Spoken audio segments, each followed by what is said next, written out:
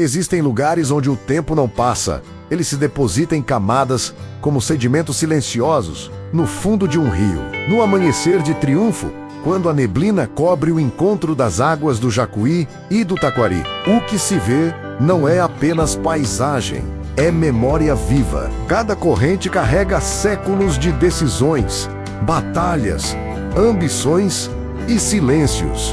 Nesta margem nasceram homens que desafiaram impérios, aqui sonhos de liberdade foram interrompidos.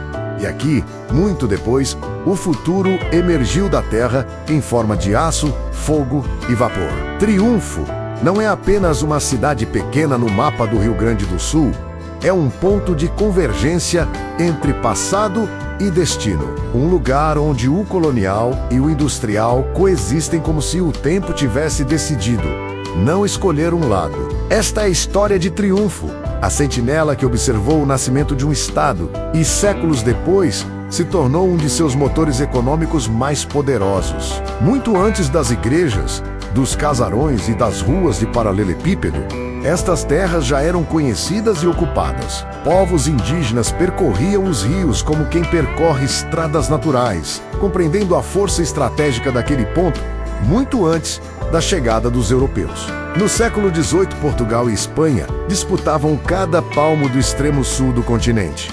E controlar os rios significava controlar o território. Em 1754, casais açorianos desembarcaram com uma missão clara: erguer um posto avançado, uma sentinela permanente.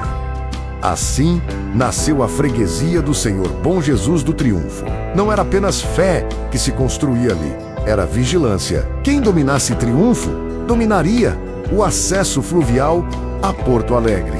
As paredes grossas da igreja matriz não foram feitas apenas para sustentar o teto, mas para resistir ao tempo e aos conflitos. Tão central era esse lugar que Jerônimo de Ornelas, fundador de Porto Alegre, escolheu o Triunfo como refúgio final. Cansado das disputas que ajudou a criar, ele repousa até hoje sob o altar, como se a própria história tivesse decidido se recolher ali. Mas nenhuma sentinela permanece em silêncio para sempre. No final do século XVIII, em uma fazenda da região, nascia Bento Gonçalves da Silva, um nome que se tornaria símbolo de rebeldia, honra e conflito. A Revolução Farroupilha transformou o sul do Brasil em campo de batalha, e Triunfo, mais uma vez, estava no centro. Os rios que antes levavam comércio agora transportavam soldados, armas e esperança. Bento Gonçalves liderou homens contra o Império, defendendo ideais que ecoam até hoje. Porém, o destino foi cruelmente irônico. Em 1836, na Ilha do Fanfa, cercado nas próprias águas de sua terra natal, Bento foi derrotado. Para evitar um massacre, rendeu-se. Ali, Triunfo assistiu não apenas à queda de um general, mas ao aprisionamento de um sonho. As mesmas margens que o viram nascer testemunharam sua captura. O rio seguiu correndo, indiferente, enquanto a história marcava seu preço em sangue e silêncio. Quando os canhões se calaram, a cidade buscou outra forma de existir. As armas deram lugar às ideias, e a arte tentou ocupar o espaço deixado pela guerra. Em 1848, surgia o Teatro União, um símbolo de sofisticação e ambição cultural, em pleno interior gaúcho. Mas a mente mais inquieta que Triunfo produziu não estava sob os holofotes. José Joaquim de Campos Leão, conhecido como Corpo Santo,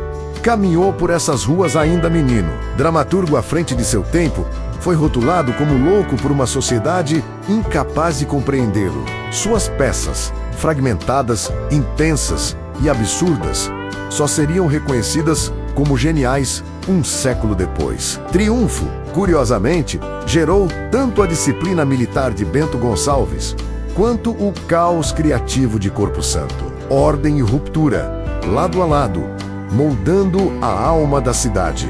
Por mais de um século, Triunfo permaneceu como um relicário histórico, vivendo de suas memórias, de seus rios e de uma economia modesta. Até que na década de 1970, o Brasil exigiu progresso. O país precisava de plástico, energia e indústria, e o gigante adormecido despertou. A instalação do polo petroquímico mudou tudo. Máquinas gigantes rasgaram o solo.